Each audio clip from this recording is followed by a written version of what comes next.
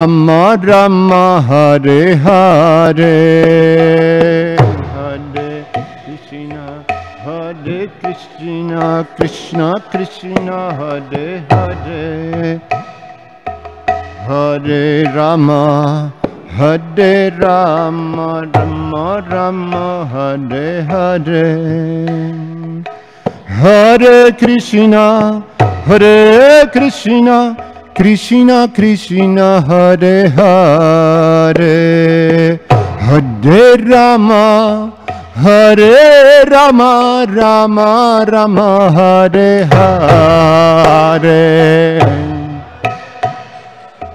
Hare Krishna, Krishna Krishna, Hare Hare, Hare Rama, Hare Rama, Rama Rama, Hare Hare,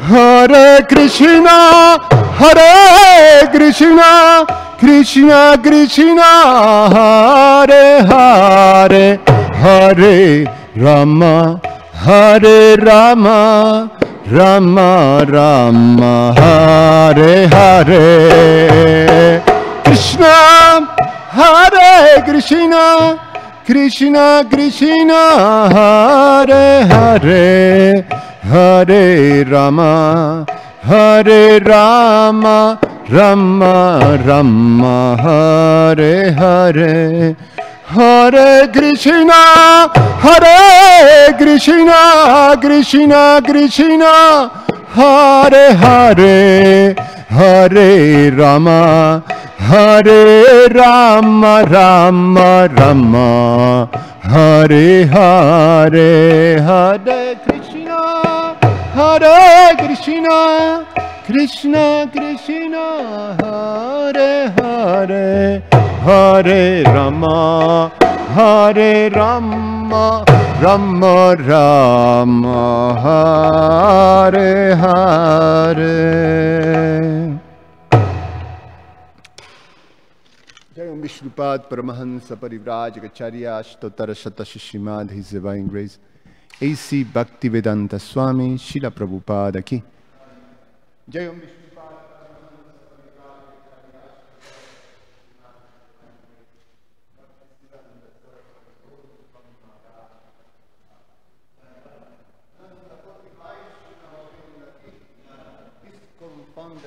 Srila Prabhupada ki. Karantara Srimad Bhagavatam ki. Nitai Gaura Premanandi. Oh, glories to the assembled devotees. Oh, glories to the assembled devotees. Oh, glories to the assembled devotees. Oh, glories to Shishiguru and Shigoranga.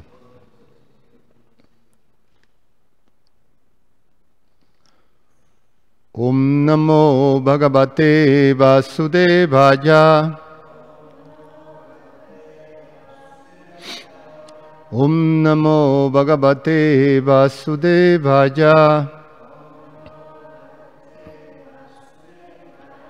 Om Namo Bhagavate Vasudevaya.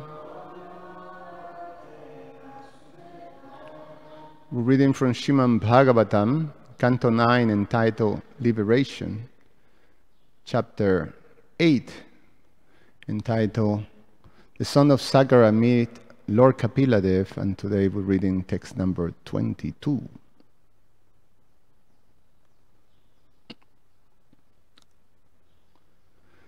Je deha vajastriguna pradhana gunam vipasyanti utabatamascha Jammaya mohita cetasastvam Vidushvashamstam nabahi prakashaha Ye dehas vajastriguna pradhana Gunam vipasyanti utavatamascha Yamma yayamo hitachetasastvam vidushva shamstam nabahi prakashaha ye dehas vajjas triguna pradhana gunam vipasyanti utavachamascha yamma yayamo hitachetasastvam vidushva samstam snabahi prakashaha.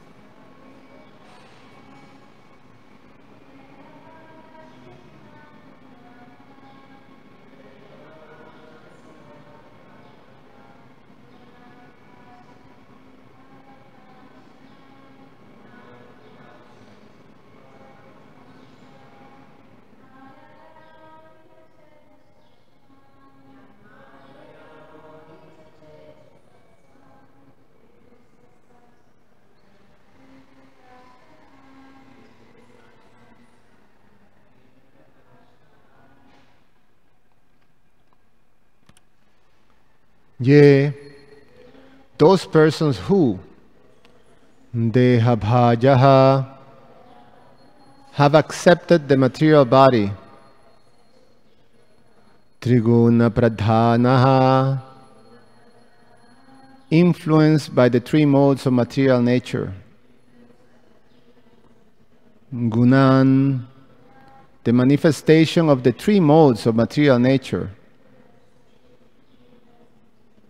vipashyanti, can see only, uta, it is so said, va, either, tamaha, the modes of ignorance, cha, and yatma yaya, by the illusory energy of whom mohita has been bewildered, chetasaha, the core of whose heart, tvam, your lordship, viduhu, know, swa samstam, situated in one's own body, na, not, bahi prakashaha, those who can see only the products of the external energy. Translation and purport by His Divine Grace A.C. Bhaktivedanta Swami Srila Prabhupada Ki Jai. My Lord, you are fully situated in everyone's heart, but the living entities covered by the material body cannot see you, for they are influenced by the external energy, conducted by the three modes of material nature. Their intelligence being covered by Sattvagun, Rajagun, and Tamagun, they can see only the actions and reactions of these three modes of material nature. Because of the actions and reactions of the modes of ignorance, whether the living entities are awake or sleeping, they can see only the workings of material nature. They cannot see your lordship. Purport. Unless one is situated in the transcendental loving service of the Lord, one is unable to understand the Supreme Personality of Godhead. The Lord is situated in everyone's heart. However, because the conditioned souls are influenced by material nature, they can see only the actions and reactions of material nature, but not the Supreme Personality of Godhead. One therefore must purify himself internally and externally. Apavitra pavitro va sarvanstam gato piva sarvovastam gato piva jasmaret pundarik shaksham sabahya byantara suchihi. To keep oneself externally clean, we should bathe 3 times daily.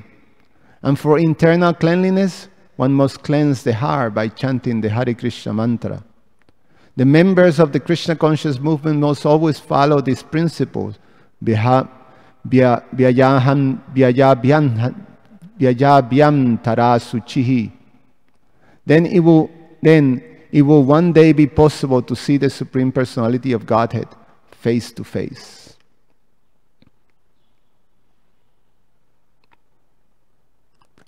Yedeha vajas triguna pradhana gunam vipashyanti utavatamascha yammayaya muhita chetasastvam vidushva shamstam navahi prakasha. My Lord, you are fully situated in everyone's heart, but the living entities covered by the material body cannot see you, for they are influenced by the external energy, conducted by the 3 modes of material nature. Their intelligence being covered by Sattva-gun, Raja-gun, and Tama-gun, they can see only the actions and reactions of these 3 modes of material nature. Because of the actions and reactions of the modes of ignorance, whether the living entities are awake or sleeping, they can see only the workings of material nature. They cannot see your lordship. Om Jnana Timirandasya Jananjana Chalakaya Chakshur Umilitam Jena Tasmai Sri Gurube Namaha. Namo Om Vishnupadaya Krishna Prasya Bhutale Shrimate Roma Paswami Tinamne. Namo Om Vishnupadaya Krishna Prasya Bhutale Shrimate Bhaktivedanta Swamin Iti Namine. Namaste Saraswate Deve Gauravani Pracharine Nirveshesha Shunyavadi Pashatyade Satanime. Vancha kalpa tarubhyascha kripa sindhubhya evacha patitanam pavanebhyo vaishnavebhyo namo namaha. So welcome everybody to the Subala Morning Show. Actually, it doesn't supposed to be like this. 5 in a row. All the attempts to actually have other devotees do the class somehow or other by Kishori's arrangement, they just fell apart. So I'm feeling up today too. So not much time, actually absolutely no time for preparation. So,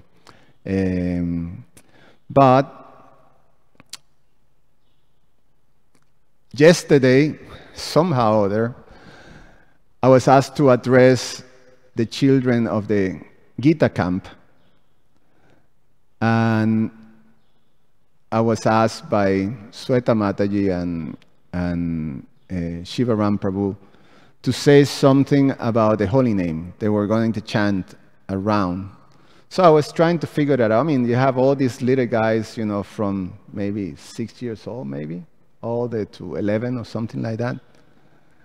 They're like, you know, all over the place.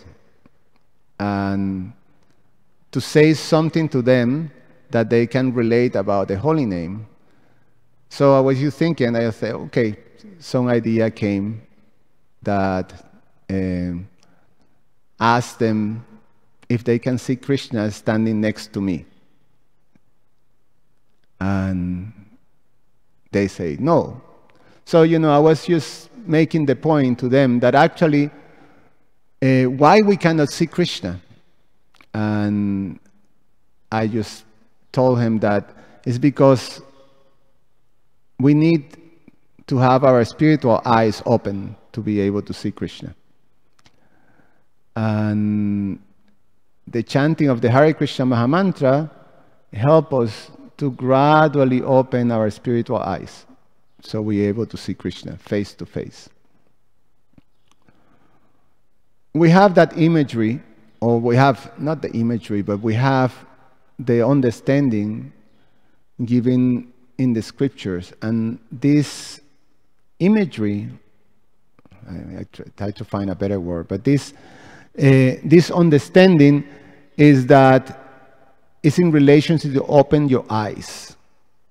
To open your eyes. So we pray, Om Jnana Timirandasya Jananjana Shalakaya Chakshur Umilitam Jena Tasmai Sri Guruve Namaha.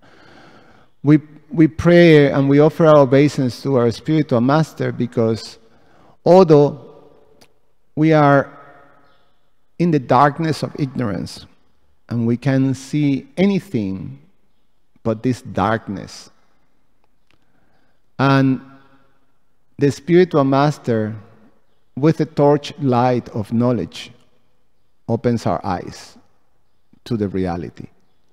So we're able to see now, out of this darkness, we're able to see. And that is the first step, that the spirit soul, the conditioned living entity in this material world, is completely covered by this mortal material nature. And what the mortal material nature does when we come in contact, when we fall into this material creation, immediately by the association with the mortal material nature, we adopt, or we acquire what is called the ahamkara, or the false ego, the false identification. We recognize ourselves with matter. And that matter, that the body that we receive by material nature, is influenced by a particular mode or a combination of the modes, and is forced to act in a certain way. But the part that happens by that association is that we fully recognize ourselves with that body. And we think the body to be the self. Therefore, it's called ahamkara, or false ego, false identification. And under the influence of this false ego, we go on and act according to the influence of these modes of nature. The modes of nature force us to act in a certain way. And we can control it. And the darkness is so dense that we don't realize that these actions and reactions that happens within this material world that we actually experiencing and observing are the product of the material modes of nature and not of our own. We think we're doing, but in reality we're not. Which is, a very, very scary concept. It's probably the worst nightmare of any living entity, any consciously, or human beings. We always are scared of, they make horror movies about, this mind control. That someone else takes control of yourself and you have no control of what you do. So someone else directs you to do this and directs you to do that, and you have no control. And not only you don't have no control, but you have no consciousness that you're being controlled. So you lose yourself. There's a loss of the self, and you're being fully controlled by a mechanism. So that's the material world. That's what false ego does. You're not able to see. You're not able to see, you're not able to recognize, you're not able to experience your identity. There's a loss of the identity. And there's something that is being imposed in us. So it's a terrifying thing. It's a terrifying thing that in fact is a reality. It's a reality that we don't realize how we've been controlled. And that basically we have no say in that, the actions that we're forced to do by material nature. So it is so fortunate to have these great personalities, representative of the personality of Godhead, the spiritual master, the saintly devotees, the saintly Vaishnavas, who come to this world to actually enlighten people. The word enlighten means to take one out of darkness. This darkness of, being completely covered and controlled. So, the first thing that these great personalities, the Vaishnava devotees, they do is that they bring a torchlight into the dark place. So now, that's in the first stage of coming out of darkness. The first thing that you can see is the horror of what is happening. And that's something that's extremely important, but it's not the end. In the beginning, we simply, when we receive Krishna consciousness and we start to associate with the devotees and start to receive what is known as transcendental knowledge. Transcendental knowledge is a torchlight. We pray to Srila Prabhupada, Chakshudan dilo je, jame jame prabhushe. That my spiritual master opened my darkened eyes with the torchlight of knowledge. Divya Gyan. Divya Gyan, and he fills our heart with this transcendental knowledge. Divya Gyan Hriday Prakashito.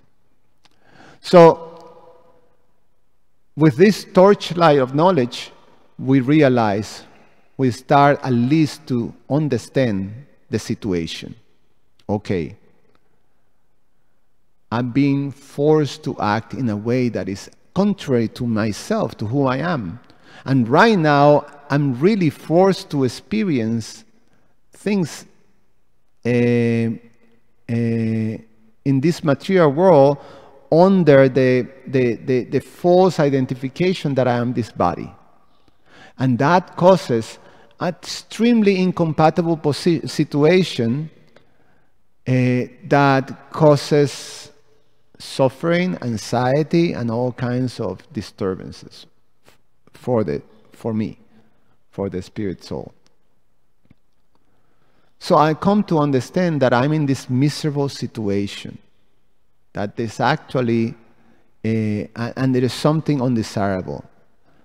I come to understand that there is a supreme personality of Godhead and I have an eternal relationship with Him. I come to understand that I'm a spirit soul and I have that eternal relationship. And I come to understand that I am right now covered by this material condition. So, therefore, I must dive or continue the path of, I accept that the purpose of life is self-realization. That I have to actually regain my spiritual identity. And thus, we surrender to the spiritual master to guide us, to fill our heart with that transcendental knowledge. Now, when you have a space that is filled up with stuff, like Jitendra is not here, but if we go to one of those garages and it's filled up to the roof with stuff, all kinds of stuff, and you want to start again, build something, you have to get rid of that stuff to fill it up with other stuff. And it's going to take a lot of time. I'll say here in the temple, there's a lot of stuff all over the temple. If we like to make this place even more and more warm and suitable for inviting people and have them sit down with them and talk about Krishna, some nice spaces and things like that, we're going to have to get rid of a lot of stuff. A lot of stuff. So that's going to take some work. It takes some time. It takes some, negotiation. Especially Jitendra Prabhu is, every little thing that is in here have some, he have feelings for it, which is, it's very nice because he really feels for this temple, for this building. It's almost like this building is Jitendra Prabhu's Ishtadeva, the worshipable deity. And he's going back home, back to Godhead because of that. I mean, talking about, he's been here from the very beginning of Kishori being here, being worshipped. So he's been dedicated to that. So you have to do some negotiations to get rid of things. You have to, okay, we have no, it will take time. I'm making this comparison because that's what the spiritual master does. Our heart is filled with the stuff. It is said, Sarvopadi Vini Murtak, that all the stuff that is there is all kinds of mental and material conceptions of the self. Attachments, desires, conceptions, all kinds of things. And there are layers and layers and layers. It's filled with material conceptions and stuff and attachments. So when you have the whole place covered with stuff and you're just sitting in the middle of that, you just see stuff. You don't see anything else.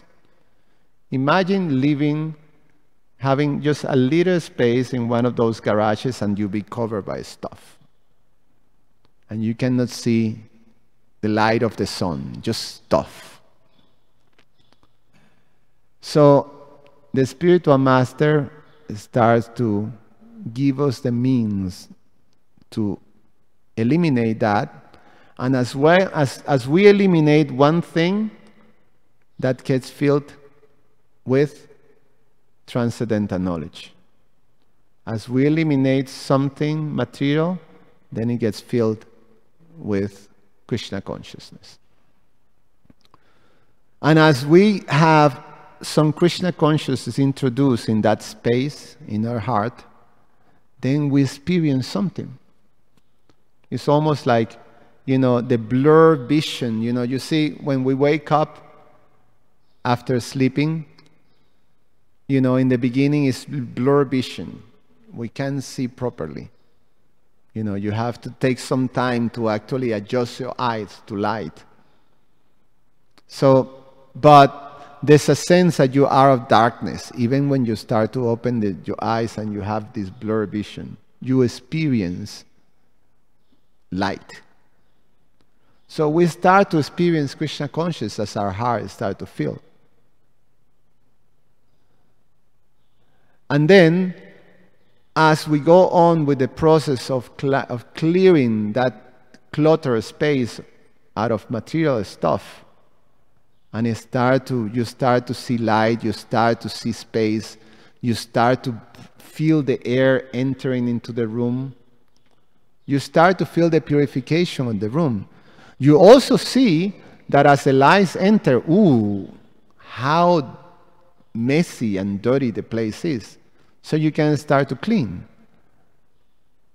When you see that actually you're in a filthy place, then you want to clean.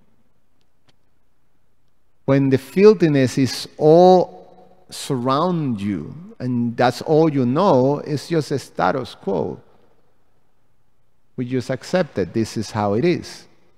And we don't see anything else but that. That's reality. But when we see another reality, light coming in, breeze coming in, air coming in, like that, then we start to realize, oh my God, this is filthy. And then you start the cleansing process. You get deeper into the cleansing process. So it's a gradual process of cleaning our hearts and filling our heart with Krishna consciousness. The end result of that cleansing is that we're able to see Krishna face to face. In the Brahma Samhita, Lord Brahma says that the process, we can inference that, he says that this premanjana churita, that this solve. So the solve usually is something like, my wife makes all kinds of salve and medicines and things like that, out of herbs, and like Rakta Prabhu is using something, like that. So you put, some salt. If my eyes are infected, I'm sick, I cannot see, then you put this salt in your eyes.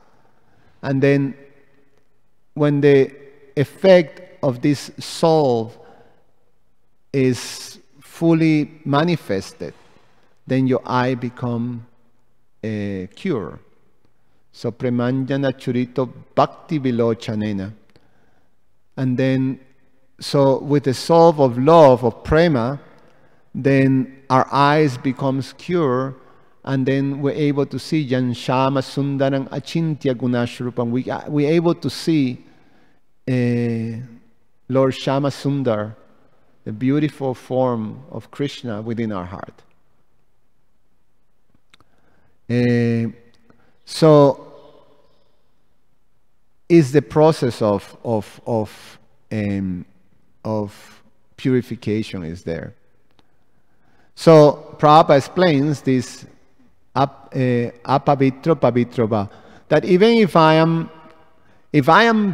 in a filthy condition, or if I am in a purified condition, I still should engage in the process of devotional service, in the process of the sacrifice, the process of Krishna consciousness. And one remains committed to the process of Krishna consciousness that fully purifies ourselves, and Prabhupada highlight the principle of cleanliness. The cleanliness should be external and internal, and he says 3 times a day. In the manual that we received from the Hari Bhakti Vilas, it says that at least 2 times, but 3 times is even a higher standard.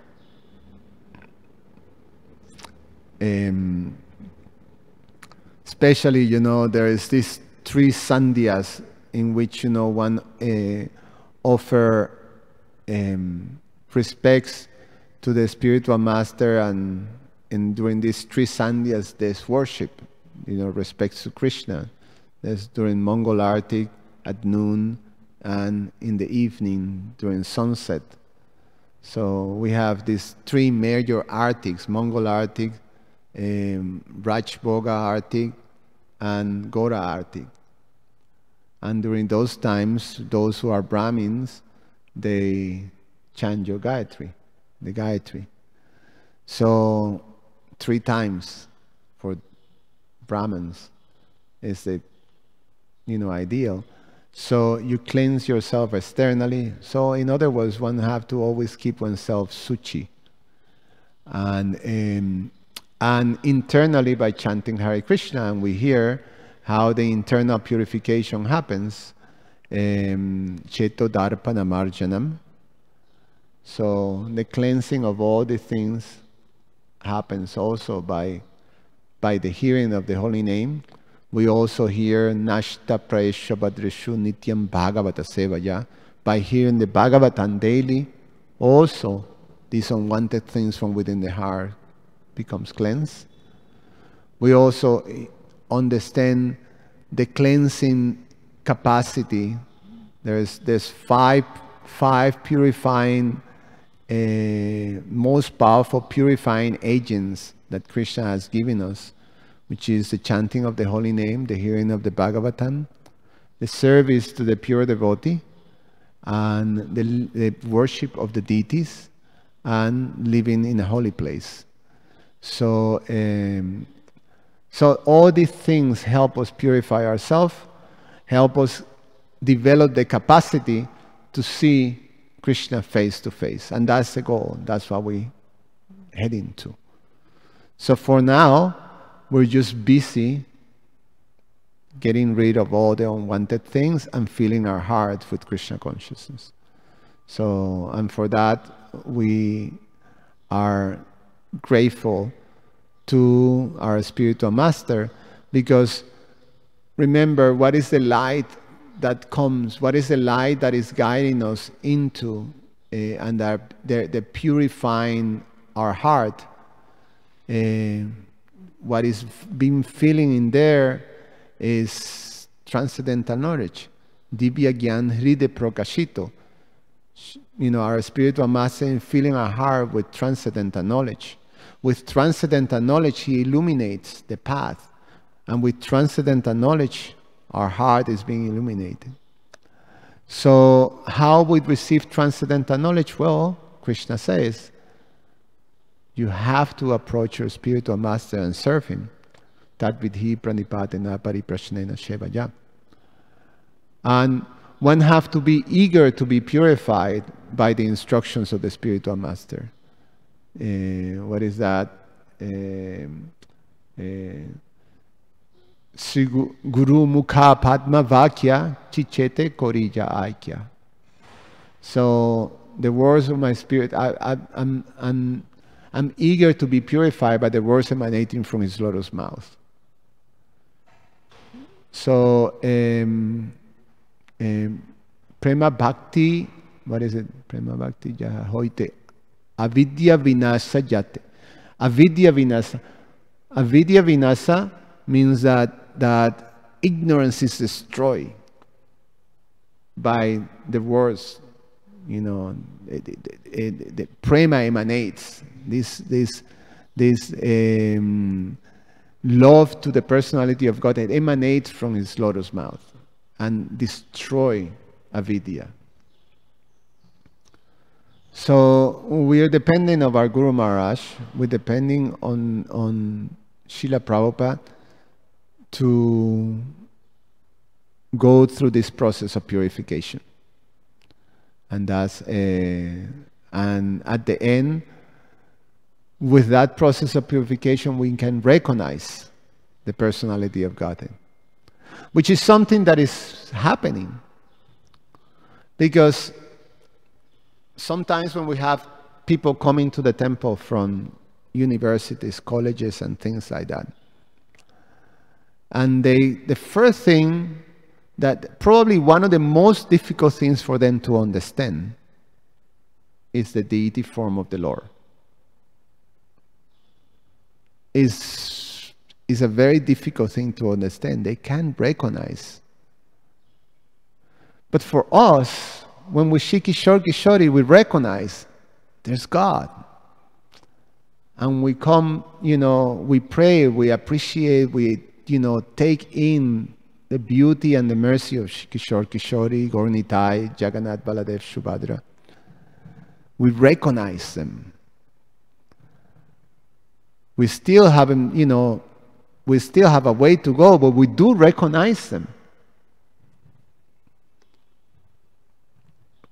We hear that the great devotees such as Jiva Goswami, when he was worshipping Shishi Radha Damodar, as he was dressing Damodar was playing the flute and dancing. And then Srila Jiva Goswami had to say, "My dear sir, please stand still, so I can dress you." We don't yet experience that, Etasha, dressed very beautiful, Gaurnitai and Lord Jagannath. You haven't heard him play flute, or Lord Chaitanya chanting ecstatically, Hadi Harajan Nama Krishna Jadavajan. So I haven't had that experience, but it's there. But at least we can recognize them. We can recognize them, and we have attachment for the deities. So that's a symptom of, that's what we owe to our Guru Maharaj. That because, because of the mercy of our Guru Maharaj, we're able to experience this most wonderful thing. Most wonderful thing that people are not able to experience. They don't have the eyes to see yet. The eyes haven't been fully opened. The eye hasn't been opened. So they cannot recognize Krishna when they see, when they see the beautiful. They appreciate the beauty and they're intrigued, but they cannot recognize. But we're able to recognize. And that never goes away. That connection never goes away. When it's entered your heart, then that's it. So, so that's the beauty of Krishna consciousness. Any comments or questions? Yes, Natasha. Actually, I keep forgetting that the microphone. Here, Natasha. So you don't have to repeat again. Yeah, thank you, Prabhu, for the class. Yeah, I was thinking in these things that you were saying. And I have to say that I really value the opportunity of being in the Brahmachari ashram. And I always strongly recommend to people. And I'm very grateful with the Brahmachari ashram in ISKCON, because it encourages renunciation, which is very important to clean the heart and to leave space for the most important thing, which is Krishna. If you take brahmacharya later on life, for example, in my case, I don't know how my life will look like without the brahmacharya ashram. And it's even more complete that a lot of things that are going on outside. You have these things like minimalism and things like that, that they have some credit. Society can take advantage of those things.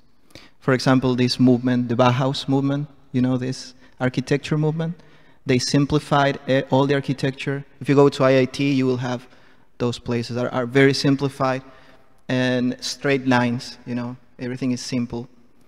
And from there is a quote that it says, less is more, right? Less is more. So the idea of that is leaving everything to leave space for the most important things. But the problem is that they don't have the content. They have the renunciation, maybe, but they don't have the content. Brahmachari ashram in ISKCON gives you not only renunciation, but also the content that you have to put it there. So, coming back to your point, we know this principle of the nectar of devotion, that it says we have to accept whatever is favorable for Krishna consciousness and reject what is not favorable.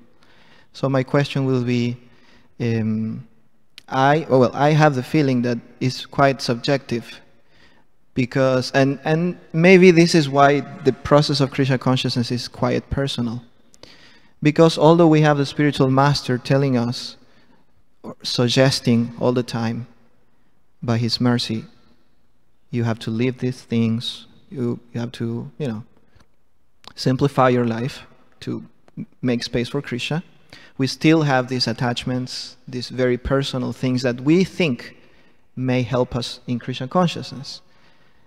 So even if a person comes from outside and tells us, you don't need that exactly to advance in Krishna consciousness, but we still feel that we need that. So that's what I'm thinking, that process of leaving whatever is not needed and accepting whatever is needed, it becomes quite subjective and very personal. And what I want to ask is how we can manage that. Is there any general guideline? If we have to suggest to someone to, encourage renunciation in someone, which are the best ways to do that? The most wisest ways to do that.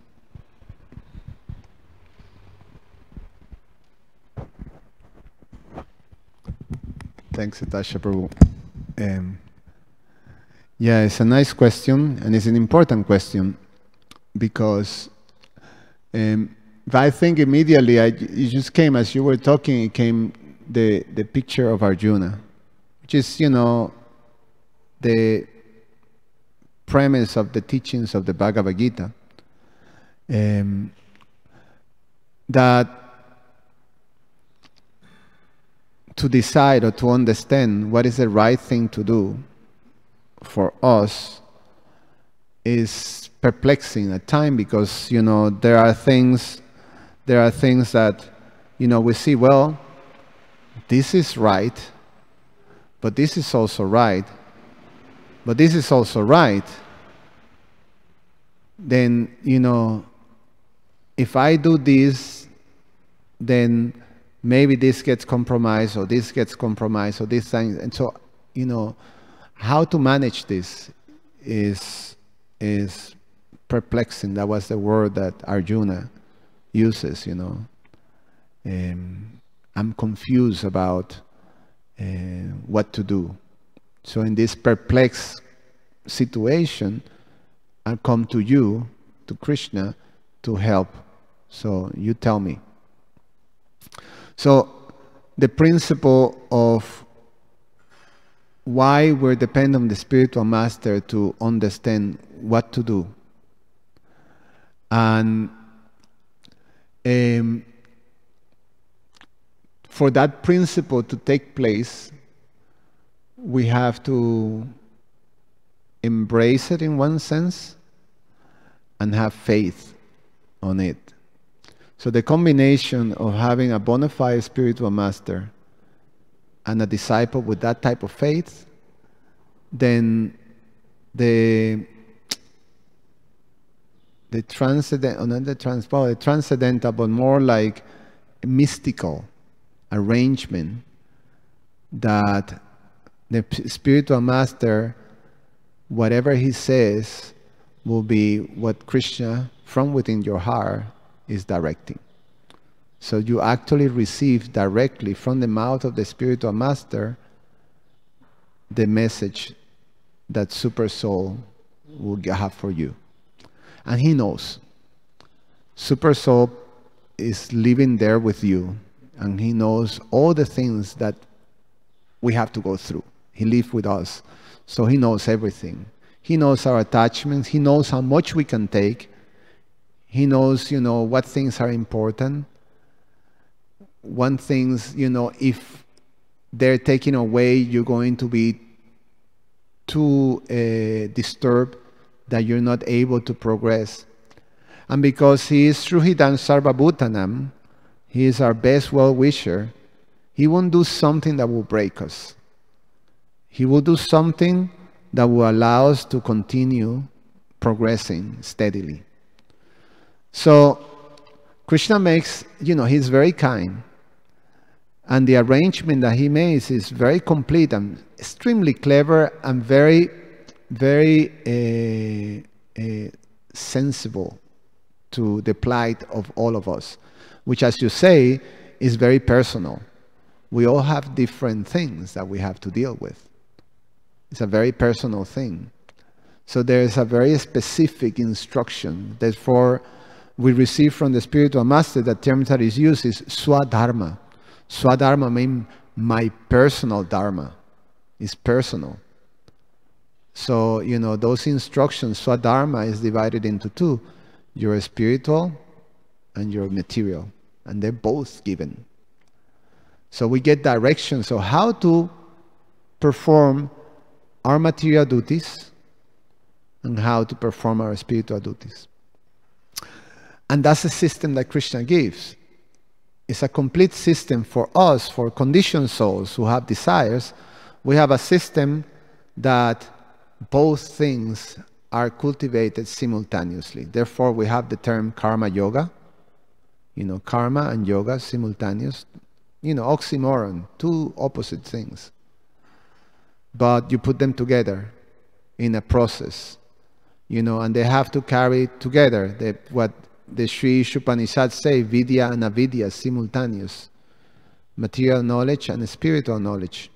So, what is the thing that holds them together? From the 3rd chapter in the Bhagavad Gita, Krishna explains karma yoga, and then tells Arjuna that you come to be able to progress in karma yoga by knowledge. So then the next chapter is transcendental knowledge. So transcendental knowledge is what glues them together. Transcendental knowledge means that we understand that the purpose of life, what is north, what is the purpose of life, is jigyasha tattva jigyasha, or atato brahma jigyasha. That the purpose of life is to understand and realize the absolute truth. So that's what the overarching principle that guides these two endeavors that goes side by side. And that's a system for us, conditioned souls with attachments. And we receive that system by the spiritual master. So, but we have to have faith in that principle. If we doubt, what happens if I doubt that principle? If my faith is not fully, is partial, is not full. When we have partial faith in the spiritual master or in the process of Krishna consciousness, then I keep, okay, this I have to figure it out on my own. So then I'm trying to figure it out, work this out. And then we learn the hard way at the end. Because as a devotee, Krishna will take care of you. If you insist, I want to do it, okay, Krishna say, okay, I do it. But, he's like a very caring parent with a very, sort of active, hyperactive child that is just running this way and running that way. The parent, maybe allowed him to run, but he's always with an eye, When the kid is getting into trouble, he's immediately there, So, okay, we insist, he allows. However you square it, you're going to hit yourself and you're going to learn with pain. And then you come to your senses after hitting yourself several times and suffering this way and that way, then, you naturally turn towards Krishna and say, okay, you tell me, that type of thing. But that's the part when we have partial. We try to do it on our own. But when we try to, when we have faith in the spiritual master, then what we receive from the spiritual master is Krishna's instruction from within the heart. They're to the point. They're perfect. They just fit, they're taking into consideration your attachments. They take into consideration your position that you are at that point. And they give you instructions that if you do it by the letter, then it's as good as, you know, I mean, you become Krishna conscious. You purify yourself. Everything is like very progressive and, you know, elevating. That's when we do like that. And you have a bona fide spiritual master, that is no doubt. It's there. You know, same with any of us. The power is from ourselves to actually sort of cultivate that faith, that the words of the spiritual master are the words of Krishna from within my heart. So because of that, my Guru Maharaj knows my heart better than me, because I'm all confused about it. I don't know, I'm a leader, and we have a sense that I don't have it together, but I'm just afraid that my spiritual master maybe would tell me, stop doing what I like to do. And we should not be afraid. Krishna will take care of us, will actually fulfill those desires in a way that will take us closer to him.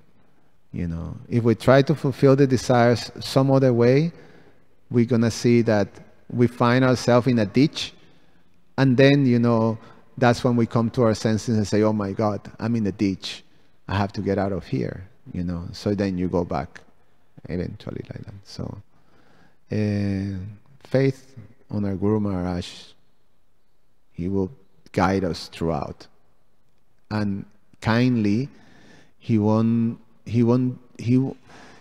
neither our Guru or Krishna will ask us to do something that will break us. He will ask us to do something that will strengthen us and give us the capacity to actually fulfill everything, all our desires, in a way that we go back home, back to Godhead. So, all right. Any other thing, Krishna Archana?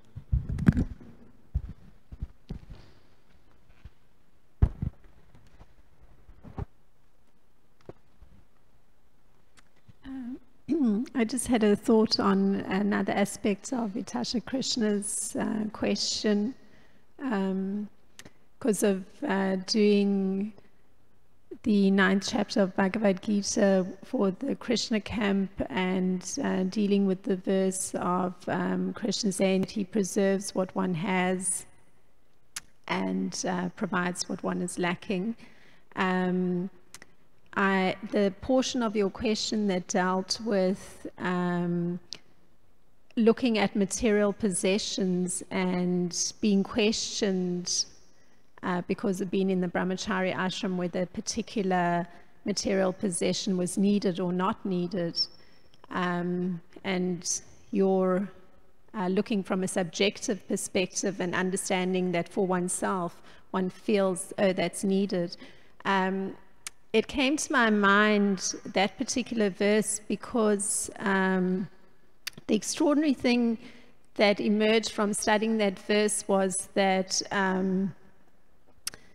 what Krishna is actually doing is, for devotees, is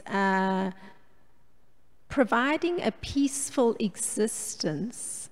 And the reason the existence is peaceful, that Krishna is providing, is that he's actually giving the necessary material things for one's life. So in actual fact, if one's understanding that, then one understands that anything that one has there has actually been provided to one by Krishna. So it actually is correct that one should be having that possession. The only thing that allows for a different view of the possession is acknowledging that it's been provided to one. So then there's no conflict.